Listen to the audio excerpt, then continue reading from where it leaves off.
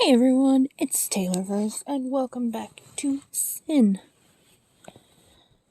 I decided to change up the picture a little bit and have it match the cover of what my book actually looks like.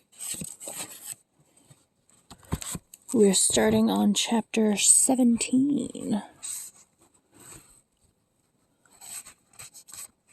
Where does all the time go? It goes to grow children and gray hairs. It goes to grow adolescent beauty and cancers. To grow the couple and their coming together and their separation. And at the end of all the time we mark, it sweeps us up and away. The efficient Hausfrau, a diligent harbinger of the next generation. And time brought Charles Harding to Elizabeth and made them a couple. It did so quickly, quietly, and with utmost discretion. It moved so fast it disarmed me, for the widow had been won back to life. She had been mesmerized by the intensity of Charles Harding's pursuit, and she was no doubt anxious to live for others, particularly her son, Stephen. A new pattern was established, with new players. Lexington absorbed Charles Harding for weekends and special anniversaries, as once it had absorbed Hubert. William and Stephen, the boys, became even closer. In their times together I could only detect love. And in their childish battles they seemed to fight clean, but who could tell? In small, careful ways I increased my influence on Stephen, Elizabeth's son, particularly in the early years of her new marriage. At a time when Charles sought connection with his stepson, I forged a deeper bond with my, nephew? No, false sister, false nephew. Elizabeth was a quiet, gentle mother, good and kind.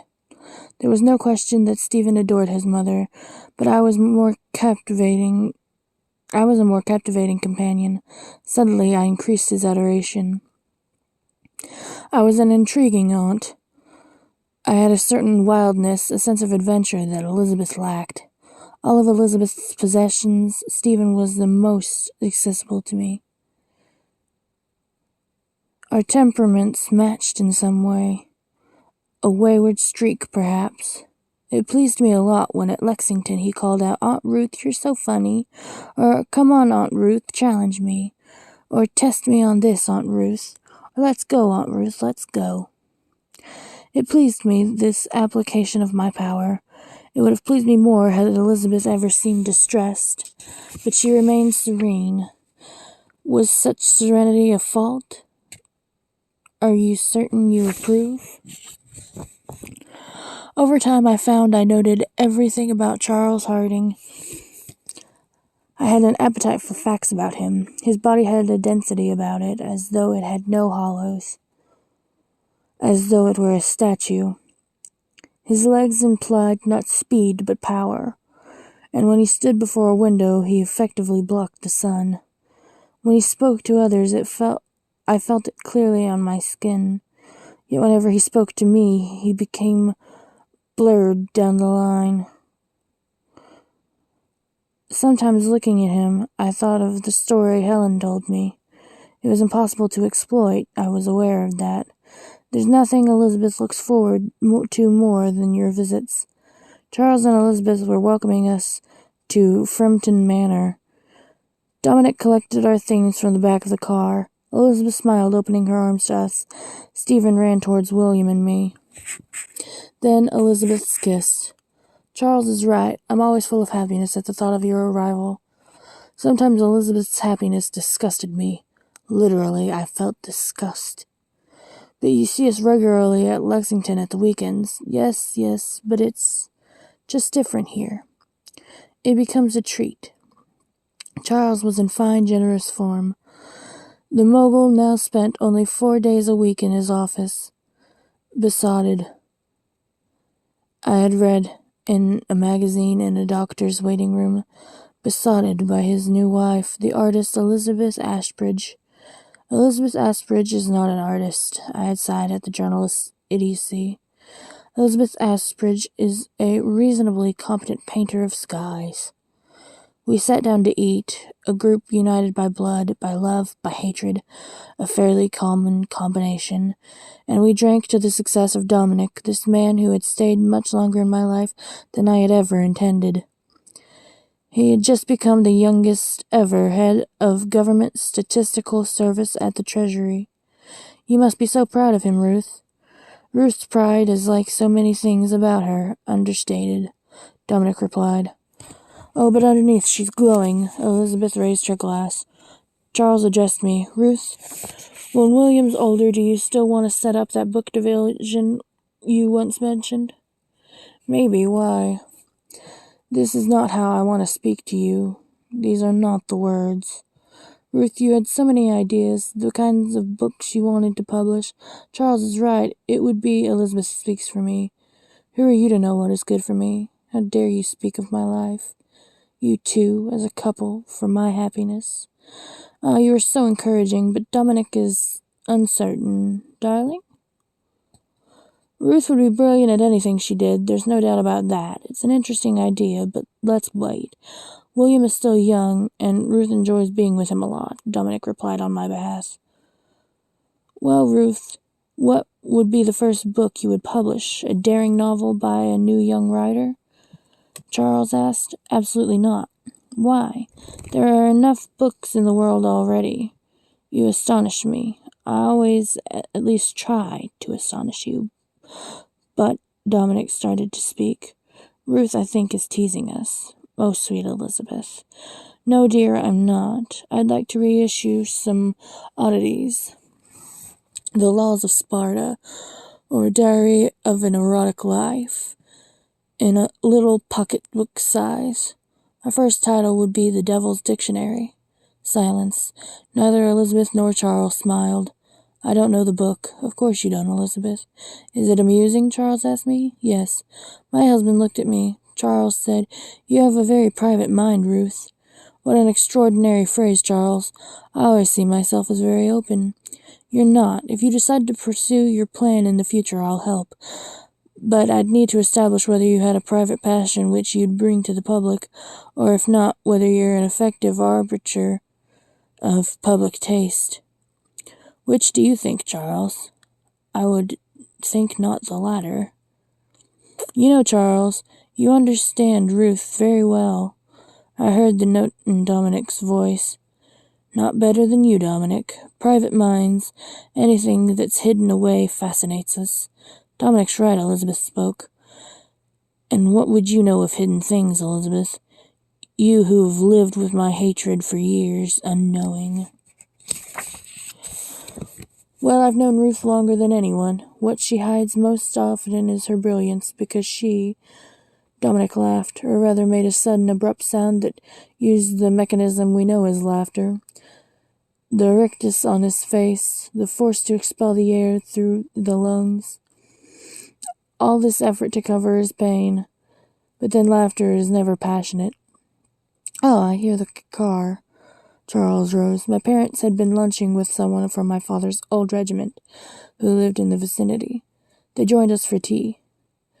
Let's go into the garden and watch the boys. We all became an audience. We watched their hardy, wiry little legs collide at speed, and yet not break. And our heads were filled with screams that would have turned our blood to ice had we not seen the boys ride the screams to laughter. Bodies, warm and dirty, threw themselves at us. We held them tight, and as boys willed, they struggled free again. I was in the Navy, Charles replied to a question from my father. We were walking back towards the house. It was Armistice Day. Ah, yes, the senior service, my father smiled at Charles. There was a silence. My father had been captured as a young pilot, and had spent a year in Colditz. He never spoke of it. His older brother had been killed over Berlin. His name was Michael. Whenever father spoke the name, it seemed to me he quietly saluted a ghost. It's a mark of how old I've become." He sighed as we entered the house. "At last I can occasionally and quietly weep for the dead. For today especially, we should acknowledge their sacrifice. It had a kind of glory." I felt my father was summarizing his view of the world, almost as though he was preparing to leave it. Later Dominic lay beside me, his long nakedness dense and heavy on the bed. Men do not look right covered in a sheet. Sheets are a woman's adornment. As the nakedness moved towards me, I remembered the choreography, and afterwards my cold eye, questioning. I wondered if in the cold eye he found some peace.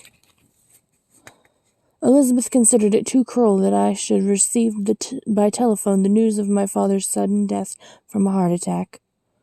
So she sent Charles to my home at 4 a.m. She knew William had accompanied Dominic to America on a visit to his parents. She knew I was alone. She gave me my chance. Her trust in me and her kindness to me gave me my chance. And it was my nature to take it. To bank down the sudden shock, to fight the pain. I would mourn later. Now in this instance I might know this man. Elizabeth's man. And through him know Elizabeth. As Charles reached out to comfort me, I held the sympathy in his eye and transmuted it into something else. It was my gift, you see, to find the center.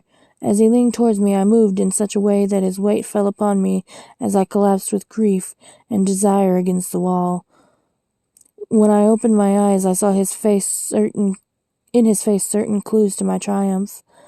I saw that he himself knew, from past experience, that past needs, buried now, propelled him towards me.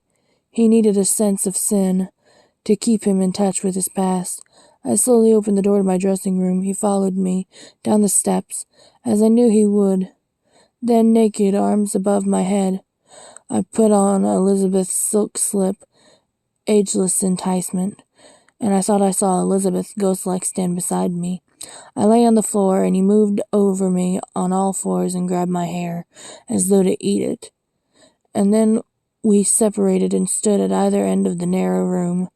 An image of my father flew across my sodden mind and was lost, for I remembered that before I was even born it had been too late for us.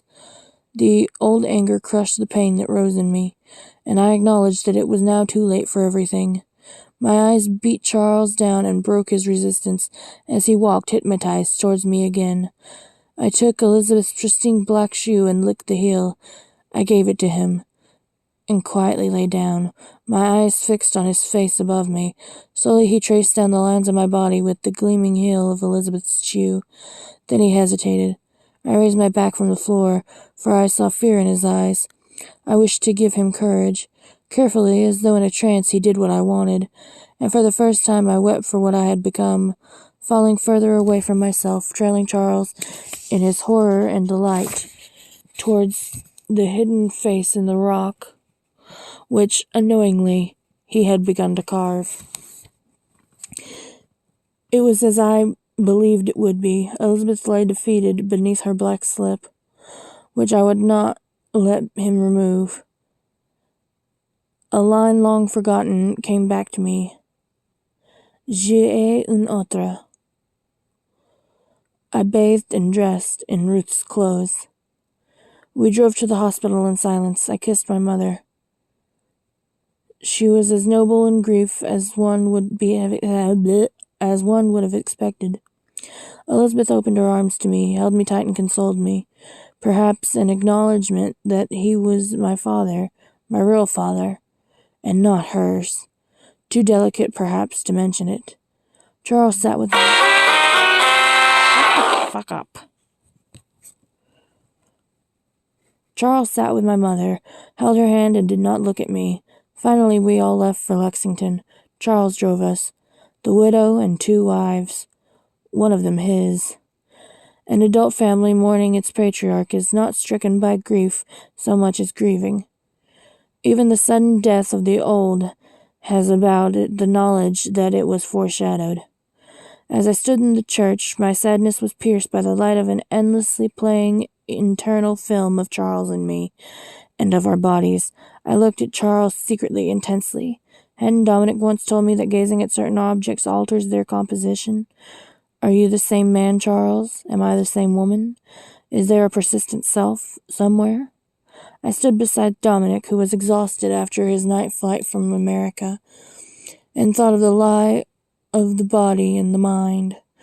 At dinner, my mother told us of her decision to stay on at Lexington. This is where I spent my life with him. This is where I feel closest to him. Remember, John spent the week in London for many years, only coming home at weekends. I would love to see you all at weekends. Yes, that would be lovely. You know what joy the children brought us. We knew her to be well cared for by Alice and Ben, who had been with us for years. With promises to carry on coming home for the weekends, we left Lexington. Dominic went back to America for another week. He would return with William. We had considered a sudden trip back to bury Grandpa too traumatic for William, who had stayed with his grandparents. Elizabeth and Charles left for Frampton. I waited in London. It was Charles's next move. 2 days later, his face appeared on the intercom screen, distorted, almost disgusted as himself.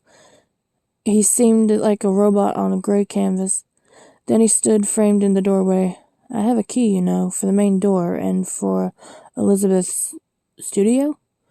Yes, Elizabeth is in Frampton, Ruth. I won't demean what happened between us with apologies or explanations. It's now a fact of both our lives. I nodded. Ruth, I have thought a great deal about what I am going to say to you. Thank you. It was essential to think, Ruth. These are grave matters, and we have full knowledge, but perhaps no longer full consent. What? Oh, it's a definition of sin.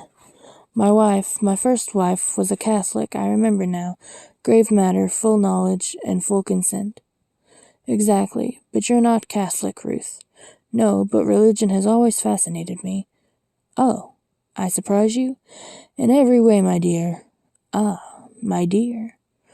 I assume you want some form of absolution. No, I want to tell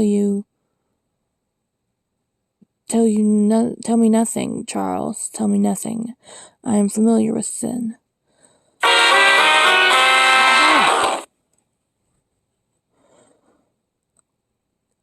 Let's see. I assume you've come to tell me that this will never happen again and to warn me. You insult us both. I might win. We have a choice. This will sound very cold, very calculating. Forgive me. Our choice is order or chaos. Well, define order for me, Charles. The order of denial or the order of deceit.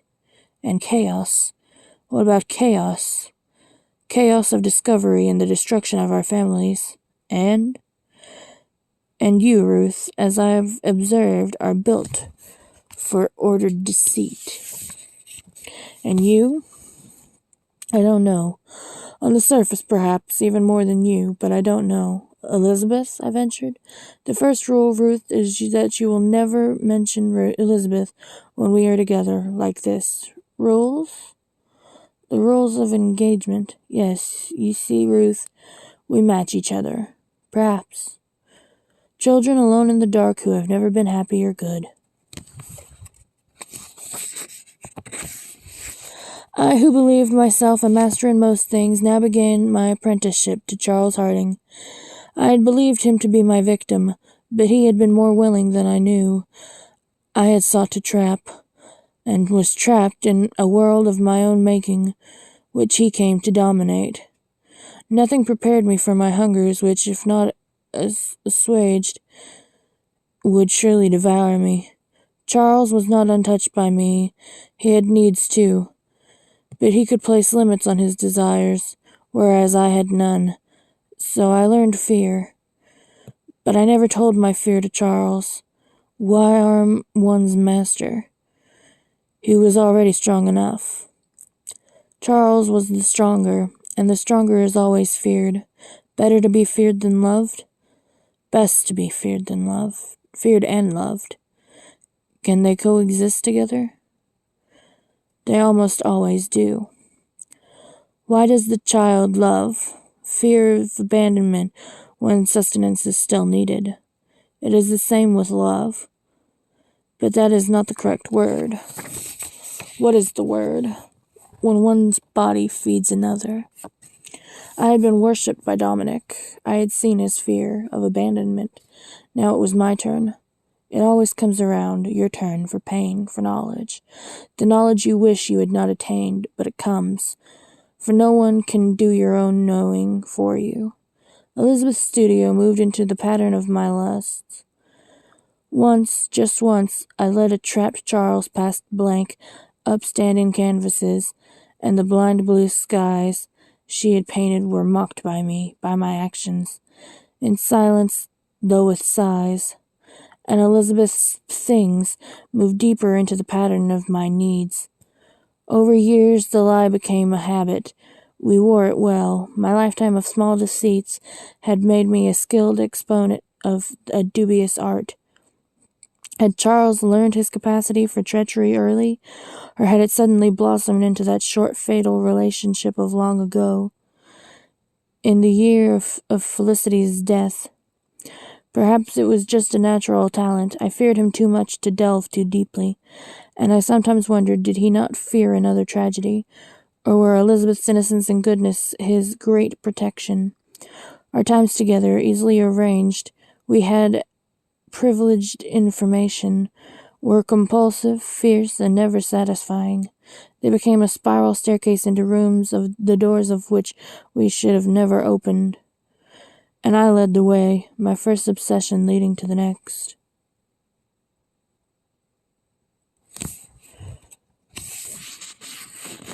We're already on chapter 22. I think we're gonna end it there, because the next chapter is actually pretty long, it looks like. Alright.